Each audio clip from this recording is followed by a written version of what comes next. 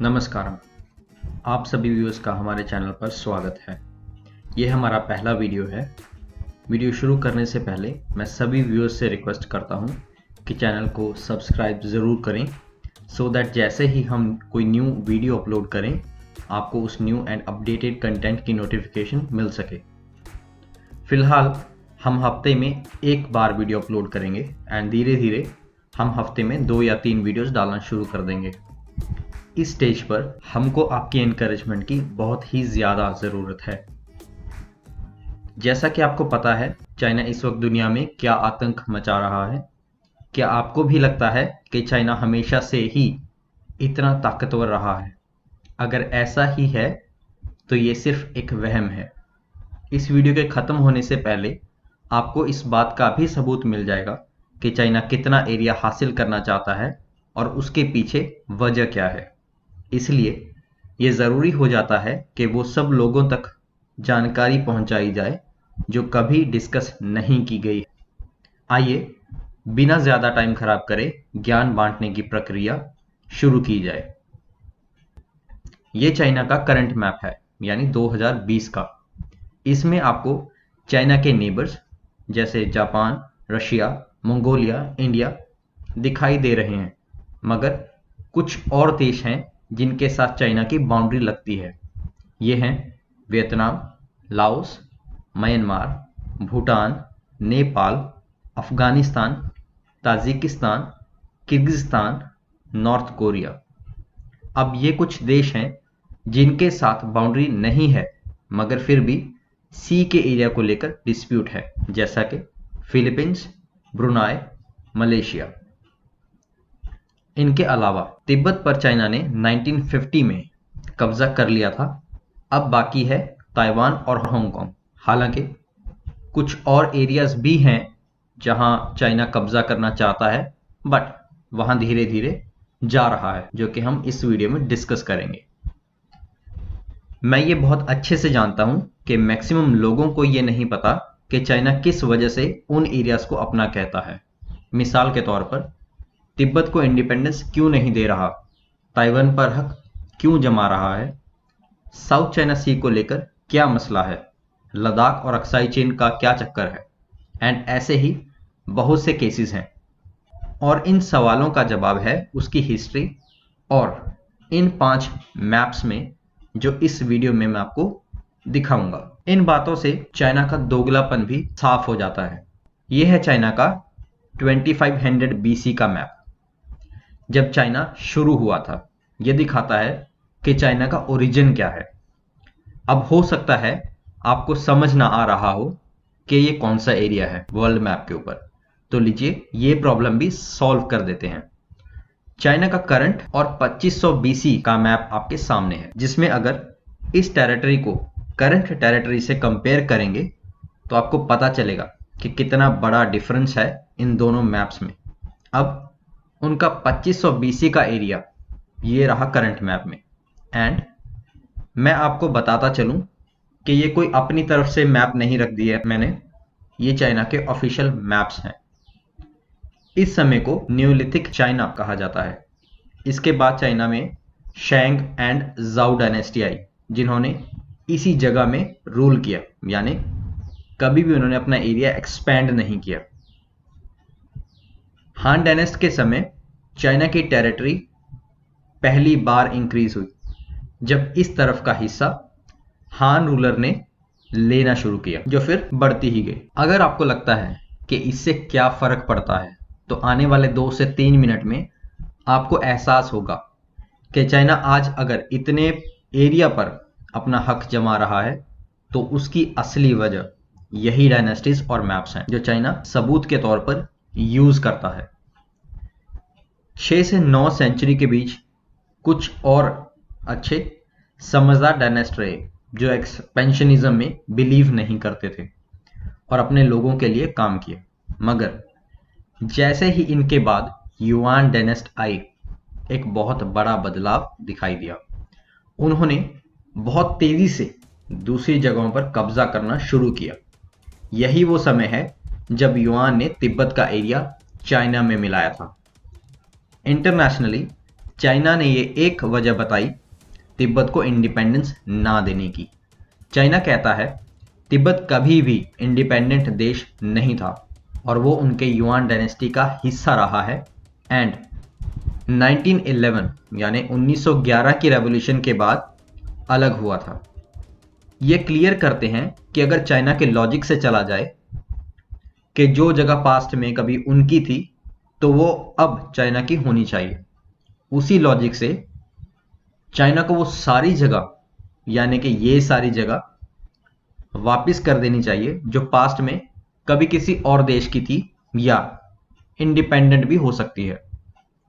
मगर चाइना ऐसा करेगा नहीं बिकॉज वो दोगले हैं। शायद आपने इजीली रियलाइज कर लिया होगा कि चाइना का एरिया पहले ये था और ये है तिब्बत। हालांकि 300 से 400 साल लगे मगर युआन डायनेस्टी के समय बहुत बड़े एरिया पर कब्जा किया गया है। अब अगर आप यहां देखें तो रिसेंटली चाइना ने रशिया की सिटी को लेकर एक कमेंट किया था। वो सिटी इस जगह है यानी व्लादिवोस्तोक। यहां अगर आप ध्यान से देखें ये लाइन इसीलिए है क्योंकि इस समय तक ताइवान चाइना का पार्ट नहीं था। इसके बाद 18th सेंचुरी में आया किंग डायनेस्टी का समय। इस समय में चाइना का एरिया सबसे बड़ा था। इसी दम पर आज चाइना अपनी एक्सपेंशनिस्ट पॉलिसी पर काम कर रहा है। इसी वजह से वो आज इंडिया के लद्दाख और अरुणाचल पर दावा ठोक रहा है। शायद आपने नोटिस कर लिया हो कि यही वो समय है जब ताइवान पर कब्जा कर लिया गया और समंदर में 9 डैश लाइन का कंसेप्ट आया, जिसकी वजह से आज साउथ चाइना सी का एक बहुत बड़ा मुद्दा है। 20th सेंचुरी में चाइना सबसे ज्यादा अनस्टेबल रहा। हालांकि जैसा 20th सेंचुरी से पहले था वैसा ही पावरफुल और छीना झपटी करने वाला 20th सेंचुरी खत्म होने के बाद वापिस से बन गया। इसके साथ आपको बताता चलूं कि चाइना बहुत ही कन्वीनियंटली अपने 2-3 मैप्स के बीच में उछलता रहता है। मिसाल के तौर पर अगर उन्हें साउथ चाइना सी के अंदर कब्जा करना है तो वो हवाला देंगे किंग डायनेस्टी के मैप्स का, बट अगर उन्हें तिब्बत पर अपना हक जमाना है तो वो बताएंगे कि युआन डायनेस्टी के समय ये हमारा था। इसी तरह से चाइना खेलता रहता है। अब अगर आगे चलें तो मंगोलिया भी तब तक चाइना का ही हिस्सा था। मंगोलिया को चाइना से इंडिपेंडेंस 1911 में मिली थी, जिसके बाद चाइना की सरहद इस तरह से चेंज हो गई। हालांकि चाइना ने मंगोलिया के साथ अपने डिस्प्यूट सुलझा लिए हैं, बट फिर भी मंगोलिया आज तक चाइना पर ट्रस्ट नहीं करता बिकॉज उनको भी दिखाई देता है कि वेपन्स का डर दिखाकर चाइना एरिया छीन लेता है। इसी समय यानी 1911 में एक बहुत बड़ी रेवोल्यूशन किंग गवर्नमेंट के अगेंस्ट शुरू हुई, जिसकी वजह से बहुत बड़ा एरिया चाइना ने गंवा दिया। उसी के बाद से तिब्बत भी चाइना से अलग था। 1949 आते आते चाइना की ताकत बढ़ी और वो फिर शुरू हो गया वो सब एरिया कब्जाने में जो उसने किंग डायनेस्टी के समय गंवा दिया। 1949 वो साल है जब चाइना को रिपब्लिक ऑफ चाइना रिकॉग्नाइज किया गया। तब भी उन्होंने अपनी ही नेशनलिस्ट गवर्नमेंट को ओवरथ्रो किया था। जिन लोगों को उन्होंने ओवरथ्रो किया उन्होंने आज के ताइवान में जाकर अपनी सत्ता चलानी शुरू कर दी। बट इंडिपेंडेंस के 1 साल बाद ही चाइना ने तिब्बत पर अटैक कर दिया और 1950 में उस पर कब्जा कर लिया। तब से अभी तक चाइना कुछ इस तरह दिखता है। किसी आर्टिस्ट ने चाइना की टेरिटरी एक चिकन की तरह भी बताई थी। अगर देखा जाए तो लगता भी है। जैसा कि हमने पहले देखा है किंग डायनेस्ट के समय चाइना का एरिया सबसे बड़ा था। जब आज के चाइना के डिस्प्यूटेड एरिया जैसे कि लद्दाख, अरुणाचल प्रदेश, व्लादिवोस्तोक, भूटान का हिस्सा और बाकी सब जगह चाइना के पास था।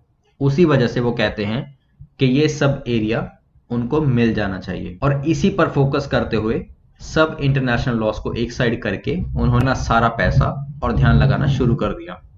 कुछ एरिया चाइना ने हासिल कर लिया, कुछ धीरे धीरे हासिल कर रहे हैं। अगर इसी तरह बाकी देश ये बोलना शुरू कर दें कि ये हिस्सा हमारा था तो आपने देखा चाइना कितना सा रह जाएगा। एंड अगर मैं आपको बताता चलूं पॉपुलेशन वाइज तो जो आपने स्टार्टिंग में देखा, तकरीबन 94% पॉपुलेशन चाइना की उसी जगह रहती है। बाकी 6% पॉपुलेशन उस सारे एरिया में रहती है जहां चाइना ने कब्जा किया हुआ है, या उसके जो एम्परर्स थे उन्होंने वो एरिया कब्जा किया था, बट आज के समय में वो चाइना के पास है। अगर आप एरिया में डिफरेंस देखें तो ये सब एरिया है जो चाइना आने वाले समय में हासिल करना चाहता है, यानी जो रेड में आपको भी पोर्शन दिखाई दे रहा है। इसको लेकर कुछ और फैक्ट्स भी हैं जो हम डिटेल में वन बाय वन आने वाले वीडियोस में डिस्कस करेंगे। 1911 में जिन्हुआ नाम का रेवोल्यूशन हुआ, जिसके बाद ये बहुत बड़ा एरिया चाइना ने गंवा दिया। इसी के बाद किंग डायनेस्टी खत्म हो गई। अब इस मैप को देखते हुए आपको रियलाइज होगा कि एक तरफ से चाइना ने टेरिटरी पर कब्जा करना ऑलरेडी शुरू कर दिया है, जैसे हांगकांग, ताइवान, अरुणाचल प्रदेश, भूटान, नेपाल का हिस्सा, लद्दाख, एंड अब नए किस्से आ रहे हैं जैसे कि South China Sea and Vladivostok. एक बार इन एरियाज के ऊपर चाइना कुछ हद तक कब्जा कर ले, फिर वो नए एरिया पर डिस्प्यूट शुरू करेंगे।